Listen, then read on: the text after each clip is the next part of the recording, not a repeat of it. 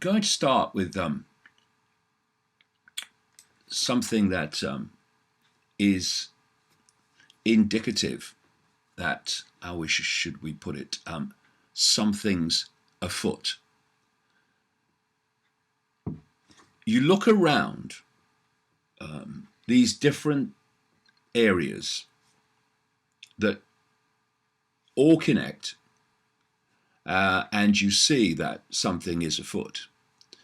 So we're talking Iran, we're talking the trade war now with China, we're talking the protests in Hong Kong, which clearly have United States input. We're talking about getting rid of missile treaties like the one with Russia to kick off an arms race. Of course, the deleting of the nuclear deal with Iran has kicked off the sequence that we're now seeing continuing. And if you want a thread which connects all of these things, then look no further than the far right extremist government in Israel.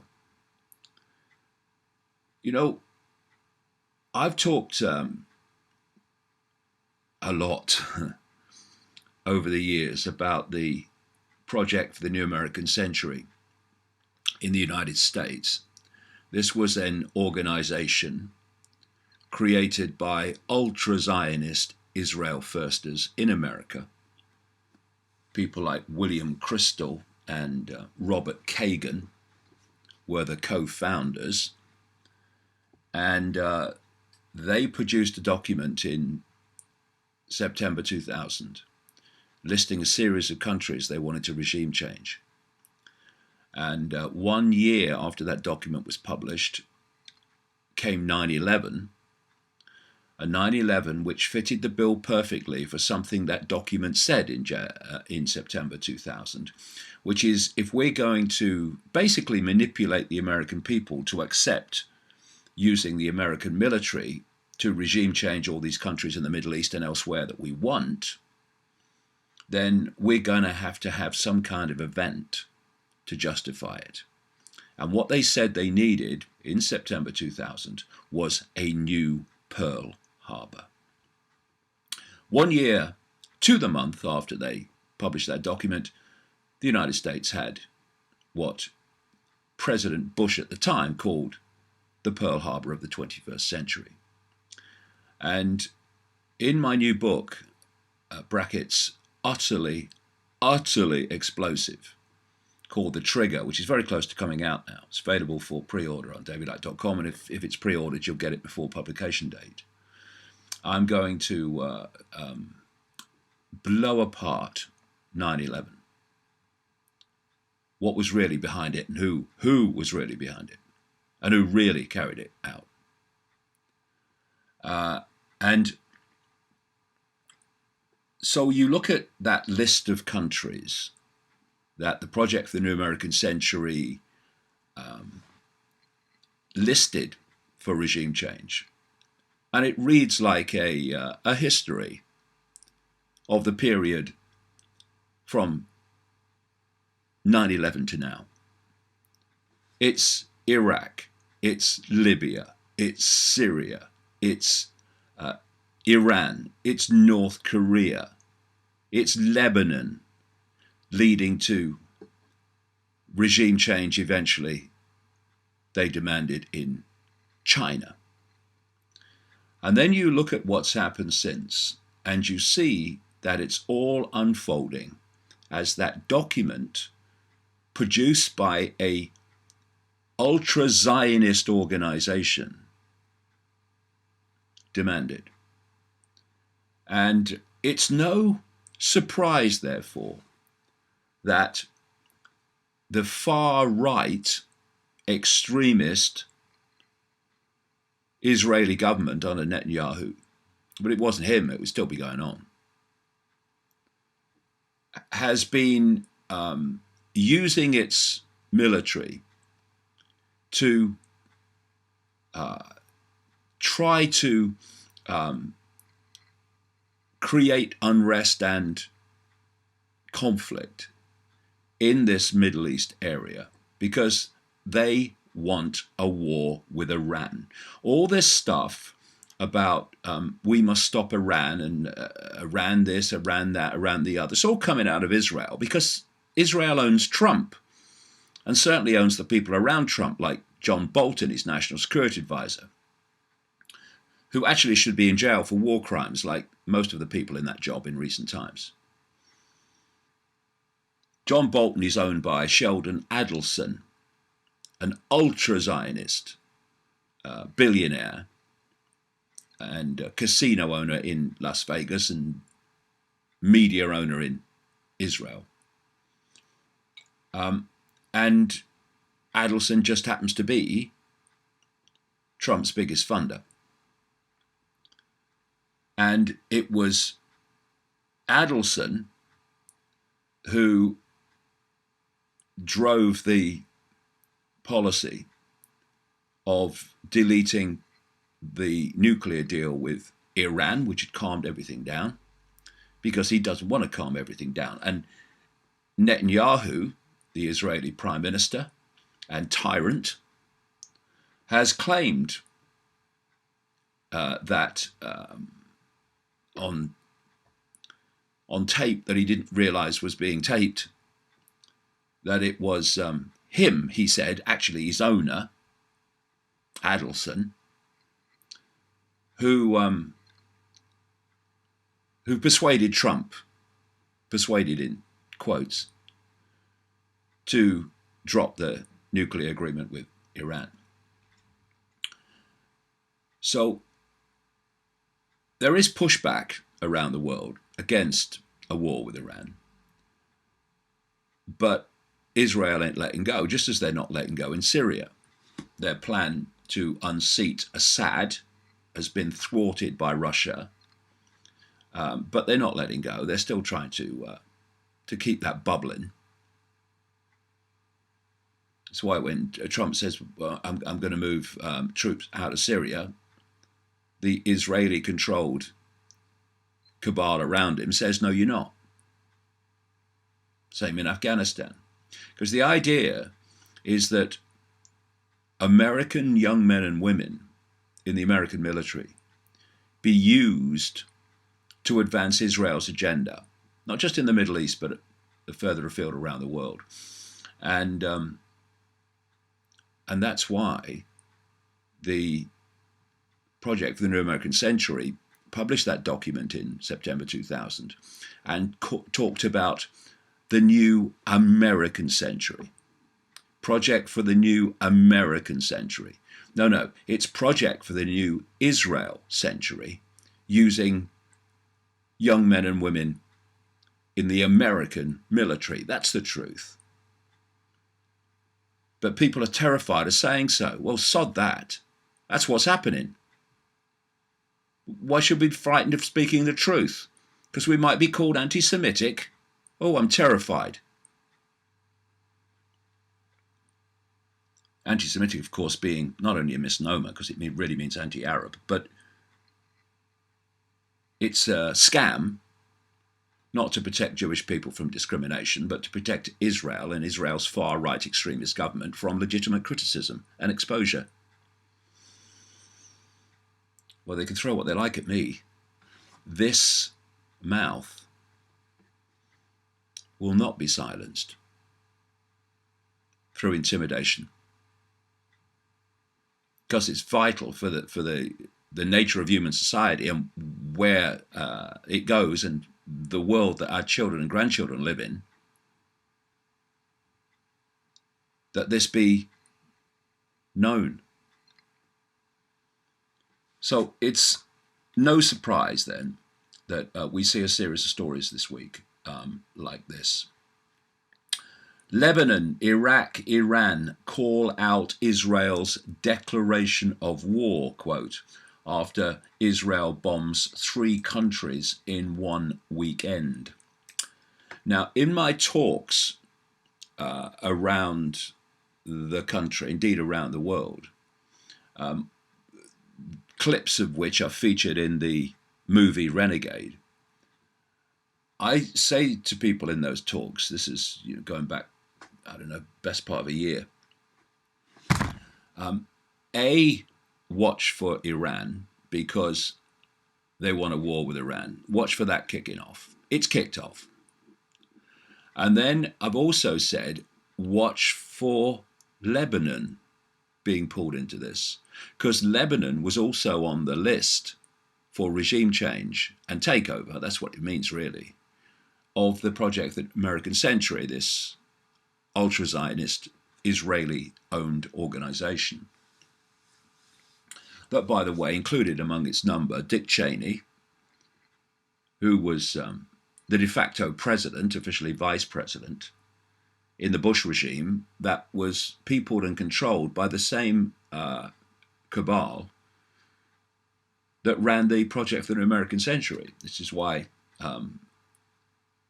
all these things kicked off, and in successive regimes, whether Democrat or Republican, whether Labour or Conservative in Britain, this list of countries that this Israeli Front organization, because that's what it was, is, well, I say is, officially, Project for the American Century has been disbanded, but it's just been replaced by others doing the same thing. They realized that the reason they disbanded it is because the alternative media so exposed its game that they needed to find another name to hide behind, because the Project for the American Century had become so discredited. Same thing, though, going on now under different names. And so the story goes, Lebanon, Iraq, and Iran have declared recent Israeli aggression as an act of war after attacks on Lebanon, Syria, and Iraq over the weekend, promising devastating retaliation if the violence continues. Basically, what has been happening, not just this week, but ongoing, is that this country of 8 million people on this sliver of land in the Middle East has been sending out its state-of-the-art military to bomb targets in the Middle East, in these countries. Now, imagine if Iran did that, or anyone else did that. Well, anyone except Saudi Arabia, of course, because they're bombing the crap out of the people of Yemen with American and British and European support. Imagine if Iran was doing that. But Israel does what it bloody likes. Now, could I just ask the world to take a breath, there you go, and ask themselves why it is that a country of 8 million people, smaller than the population of London, gets away with military attacks on other countries that almost any other country outside the US, British, Saudi alliance would have enormous consequences for. Why is it? What power do they have that terrifies people from calling them out?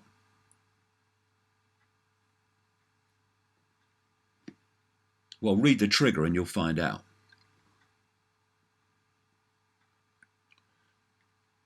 So the story goes on. A pair of kamikaze drone attacks on Beirut's southern suburbs on Sunday and a drone attack on Palestinian militia in the Bekaa Valley early on Monday morning were akin to a declaration of war, Lebanese President Michal Aoun told the United Nations Special Coordinator, adding that the aggression allows us to resort to our right to defending our sovereignty. But you see, when you defend your sovereignty from attacks by Israel, you are then an aggressor who must be dealt with. And Trump stands up and condemns you. It's absolutely disgusting what's going on. And they get away with it because they're a law unto themselves, because They are a law unto themselves, which is why I asked the question, how come they are a law unto themselves? What is this power they have? Which means they can do, as a tiny country, what others would never get away with. Much bigger ones would never get away with. Another story this week. Here's a question. You've got Israel, the Israeli government, the Israeli military, the Israeli intelligence network like Mossad, and they have one of the best equipped militaries in the world, including a considerable nuclear weapons program, nuclear weapons arsenal, which everyone knows they have, but they won't say if they have. And America and Israel actually has an official agreement, which is basically called Don't Ask, Don't Say, in which Israel does not say if they've got nuclear weapons that everyone knows they've got, and America won't ask. Another question. What is the power that Israel has over the United States that should happen? Name another country that has nuclear weapons that America has an agreement with that they won't ask if they have nuclear weapons and the other side doesn't say. None. So what is the power that this sliver of a country has over the United States government that it has that agreement no one else does? These are questions that the anti-Semitism industry and protection racket is there to stop being asked. That'll be the bloody day. Anyway, here's another story. Israel preparing to bomb Houthis in Yemen to warn them away from Iran. Israel is planning to bomb Houthi and Hezbollah targets in Yemen to keep them from receiving weapons from Iran following several Israeli attacks on Iraqi targets, Kuwaiti media has reported. Another thing that's answered in the trigger, by the way, is why Saudi Arabia and Israel are so close. You would think that the so-called spiritual center of Islam in Saudi Arabia, Mecca, Medina, and the Israeli government would be at loggerheads. But no, they're very close. Much closer in private than even they are in public, although they're becoming more close in public. Why is that? Well, the trigger answers that.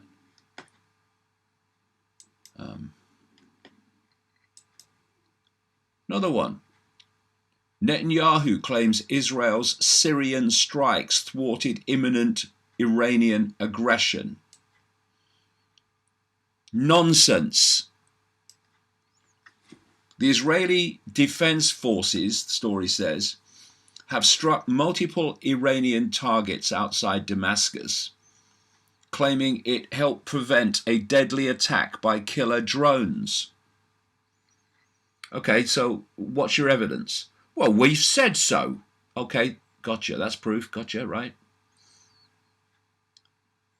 There were multiple reports of explosions in the sky over Damascus as Syrian air defense forces engaged, quote, hostile targets coming from the direction of the Israeli-occupied Golan Heights. Illegally occupied by Israel Golan Heights, which is an occupation that's been recognized as legitimate, that Golan is actually part now of Israel. It has been accepted by Donald Trump, who's owned by Israel.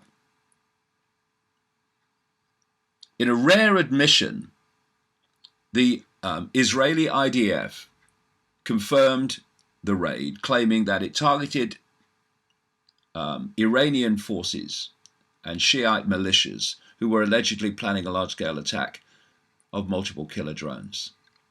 The raid reportedly focused around a village in the southeast of Damascus, but the majority of the missiles were intercepted before they could reach their targets. Where's the condemnation? From the moral West? Nowhere. Another story. 2 Israeli suicide drones crash and explode in Beirut, Lebanon's Hezbollah claims. An explosion rocked the Lebanese capital just as Israel was bombing Iranian targets in Syria. The blast was the result of an Israeli drone attack in which a UAV crashed and another prematurely exploded, Hezbollah claims. A small drone failed to detonate and crashed in the southern suburb of Beirut, while a second drone exploded near the militant group's media center, damaging the building. No casualties were reported from the incidents. So what we're seeing now, when I say something's afoot, is a pattern of aggression by Israel, which is designed to kick off conflict in the Middle East, not least with Iran and Lebanon, both on the list of the Project for the New American Century, which is an Israeli document. And you know what we've seen in recent times is Trump being presented as anti-Semitic, and he's come out and said that if any Jewish people in America that support the Democrats are being disloyal, and it's being presented as if, well, you know, when the congresswomen like Ilhan Omar were banned from visiting Israel, it was presented in the media that Trump had said something on his Twitter account. I mean, don't tell me it's not true, but it is. And Israel had responded to that. And that was presented as, Israel's told what to do by Trump and America, when the absolute opposite is the case. And this presentation, the way these things are being presented, is simply to hide the fact as best as they can that Trump is owned by Israel and those that own Israel. Because this is not in the end about Jewish people. This is about the cabal that own Israel, who are very, very different from Jewish people. It's a long story, but I tell it in the trigger. Jewish leaders outraged by Trump saying Jews disloyal if they vote for Democrats. President Trump criticized Jewish Americans who vote for Democrats, saying it shows either a total lack of knowledge or great disloyalty.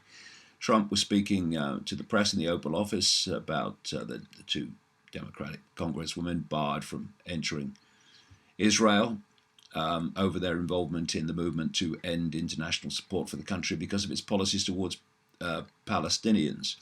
And so you're getting pushback against that. Like J Street, a so-called liberal advocacy group for Israel,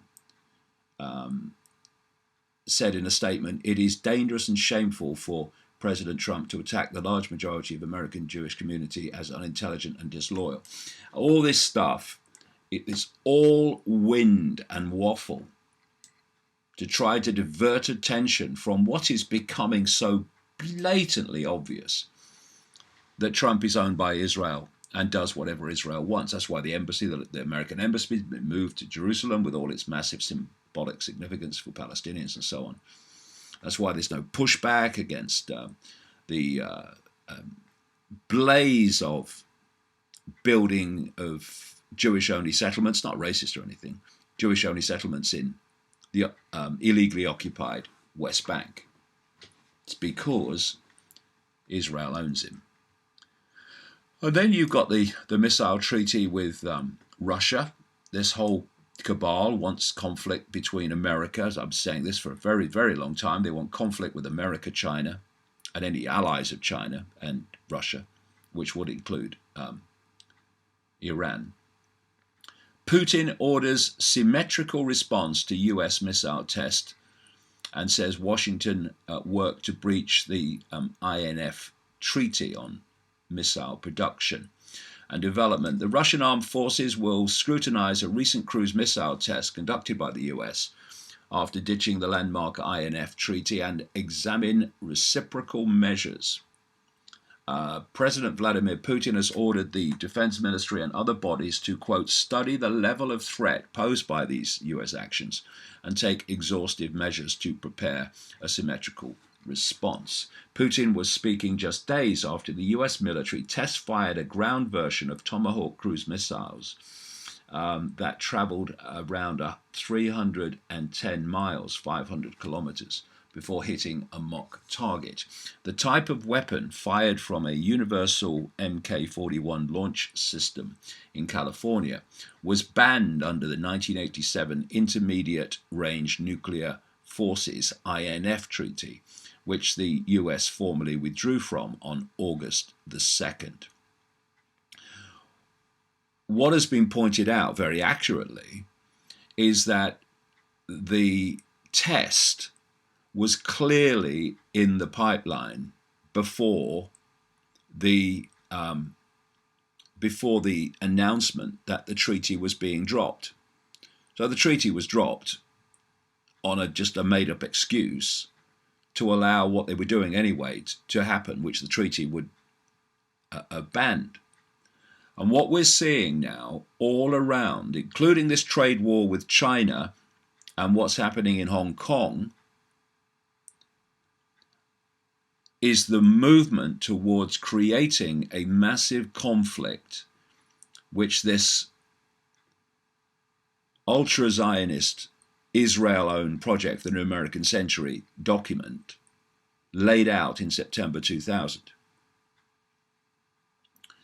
And, the American government's strategy, again, the pattern is so obvious year after year, decade after decade, is to take legitimate, often legitimate, not always, but often legitimate concerns and demands of a target country's population and send in the agitators, the funding, and the people trained in the art of protest to whip it up and turn it into a, quote, people's revolution to bring down the target regime. They did this in Syria, they did this in Libya, they've tried to do it in Iran, did it in Ukraine, and they're trying to do it in China now. And I have absolutely no brief for the Chinese government. I think it's disgusting. And the way that it imposes its will on the country is grotesque.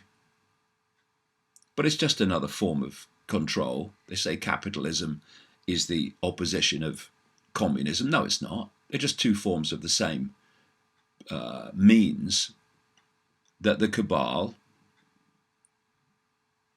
hoard power in the hands of the few.